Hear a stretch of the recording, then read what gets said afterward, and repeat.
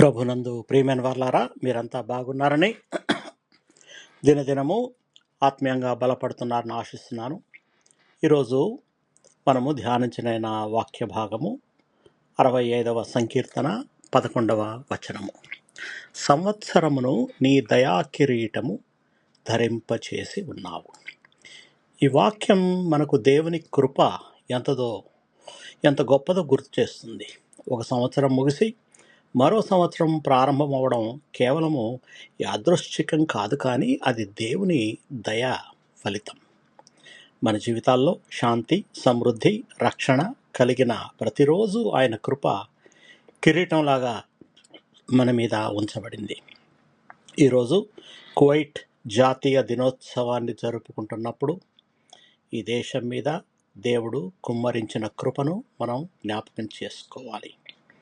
ఎడారి దేశమైన కువైట్ను దేవుడు ఆశీర్వదించి శాంతి, అభివృద్ధి, స్థిరత్వం కలిగిన దేశంగా నిలిపాడు.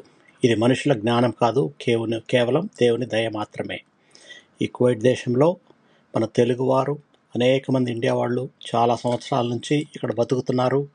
మరి నేను కూడా గత 41 సంవత్సరం నుంచి ఈ దేశంలో ఉన్నాను. మరి ఈరోజు కువైట్కి స్వాతంత్రం వచ్చి 65 సంవత్సరాలు నిండుకున్నాయి.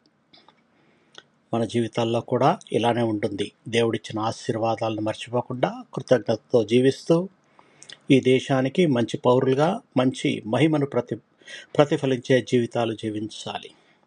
మనం ప్రార్థన చేసే ప్రతిసారి కూడా మన దేశం కొరకు, దేశ నాయకుల కొరకు ప్రార్థించమని బైబిల్లో ఉంది.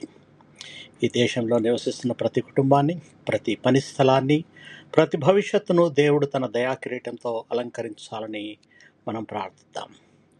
ప్రేమగల పరలోకపు తండ్రి, ఈరోజు కువైట్ జాతీయ దినోత్సవాన్ని జరుపుకుంటున్నప్పుడు సంవత్సరమును నీ దయా కిరీటము ధరింపచేసి ఉన్నావు అని చెప్పిన నీ వాక్యానికి మేము కృతజ్ఞతాస్తుతులు చెల్లిస్తున్నాం.